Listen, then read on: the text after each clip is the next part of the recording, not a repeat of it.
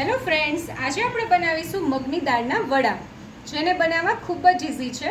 અને આ વડા બનાવવામાં તમારે ચણાનો લોટ કે ચોખાના લોટ કોઈનો ઉપયોગ નથી કરવાનો. ફક્ત તમારે મગની દાળથી જ તમારા આ વડા બની જશે. તો ચલો બનાવીએ.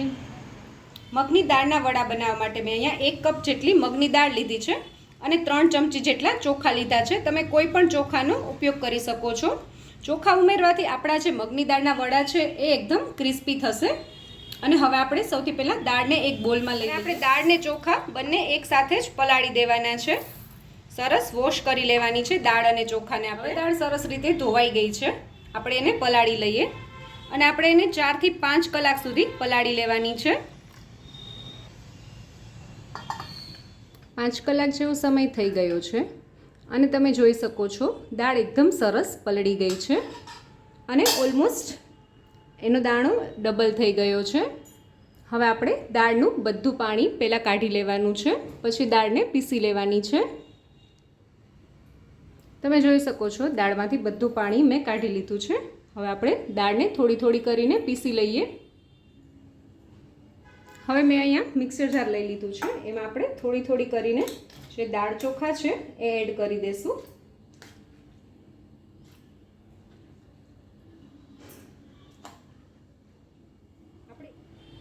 આપણે એકસાથે બધી જ દાળ પીસી નથી લેવાની, થોડી થોડી કરીને પીસવાની છે દાળને. અને દાળને પીસતી વખતે મેં અહીંયા આદુનો ટુકડો અને 4 થી 5 કળી લસણની લઈ લીધી છે, એ બી પીસવામાં લઈ લઈશ. અને એક મરચું લીધું છે, એને બી મેં કટ કરીને લઈ લીધું છે. તીખાશ તમે તમારા ટેસ્ટને અકોર્ડિંગ થોડું વધુ બી કે ઓછું કરી શકો છો. અને હવે આપણે આટલી દાળને પહેલાં પાણી નાખ્યા વગર જ પીસી લઈએ.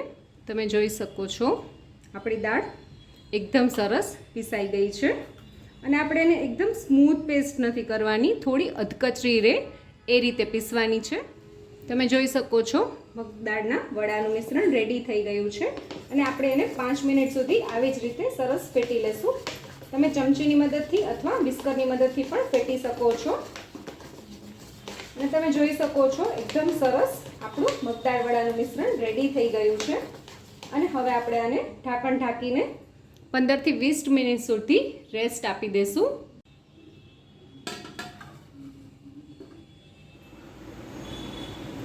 પંદર મિનિટ થઈ ગઈ છે. હવે આપણે આપણા દાળ વડાના મિક્સચરમાં મસાલા કરી લઈએ. હવે આપણે એમાં થોડી ઝીણી સમારેલી કોથમીર અને થોડી ડુંગળીને બી મેં ઝીણી સમારીને એડ કરી છે. આનો બહુ જ સરસ ટેસ્ટ આવશે. આપણે એડ કરી દઈએ.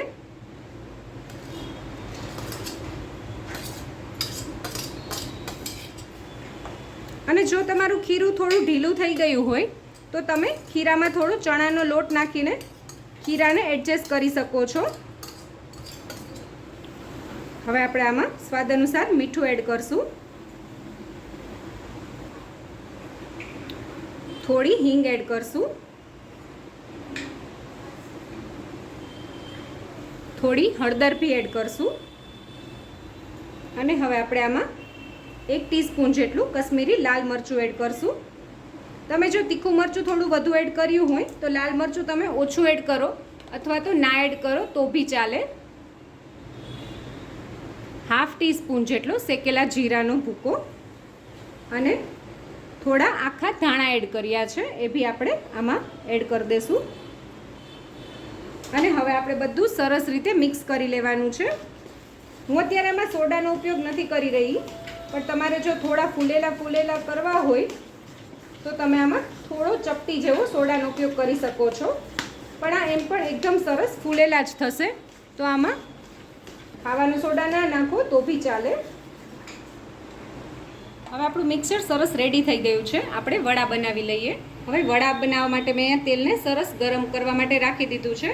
અને વડા બનાવતી વખતે તમારે એ વાતનું ખાસ ધ્યાન રાખવાનું કે એકદમ તેલ ગરમ થઈ જાય પછી તમારે ગેસની ફ્લેમ મીડિયમ કરીને વડાને આમાં એડ કરવાના છે. જેથી કરીને તમે જો આમાં વડા એડ કરો તો એ વડા એકબીજા સાથે ચીપકે નહીં. જો તમે સાવ ઓછું તેલ ગરમ કર્યું હશે અને વડા એડ કરશો તો વડા એકબીજા સાથે ચોંટી જશે.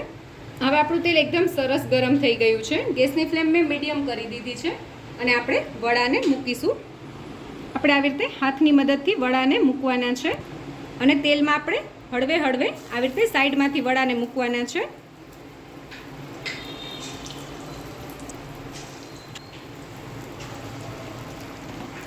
એકવારમાં જેટલા વડા સમાય એટલા જ વડા આપણે તેલમાં એડ કરવાના. તમે જોઈ શકો છો મેં જ્યારે વડા તેલમાં એડ કરીએ ત્યારે એકદમ બબલ્સ થતા હતા અને અત્યારે બબલ્સ ઓછા થઈ ગયા છે અને આપણા જે વડા છે એ બી તેલમાં સરસ આવી રીતે તરવા માંડ્યા છે. હવે આપણે વડાની સાઈડ ચેન્જ કરી લેશું. તો તમે જોઈ શકો છો સેજ પણ વડું નીચે ચીપક્યું નથી અને ઇઝીલી ટર્ન થાય છે. અને હવે આપણે વડાને થોડા ગોલ્ડન બ્રાઉન થાય ત્યાં સુધી તળી લઈશું. હવે બીજી સાઈડ પણ આપણા વડા થોડા તળાઈ ગયા છે. હવે આપણે પાછા એને ટર્ન કરાવી લઈએ અને હવે આ જ રીતે આપણે વડાને એકદમ સરસ ગોલ્ડન બ્રાઉન થાય ત્યાં સુધી તળી લેશું. અને આપણે એને હાઈ ગેસની ફ્લેમ ઉપર નથી તળવાના, નહીંતર એકદમ બ્રાઉન થઈ જશે. તમે જોઈ શકો છો આપણા વડા એકદમ સરસ ગોલ્ડન બ્રાઉન થઈ ગયા છે. આપણે એને એકદમ ડાર્ક બ્રાઉન નથી કરવાના, બસ એનો આ જ રીતનો કલર હોવો જોઈએ.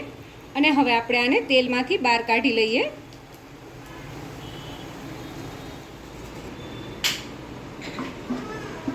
હવે આપણે આ જ રીતે બાકીની બેચ પણ તળી લઈશું. તો તૈયાર છે આપણા મગની દાળના વડા. જો તમને મારો આ વિડીયો ગમ્યો હોય તો મારા વિડીયોને લાઈક કરજો, શેર કરજો અને મારી ચેનલ કુકિંગ વિથ ઉમા પુરોહિતને સબસ્ક્રાઈબ કરજો, જેથી કરીને આવા નવા વિડીયો હું તમારી સાથે શેર કરી શકું.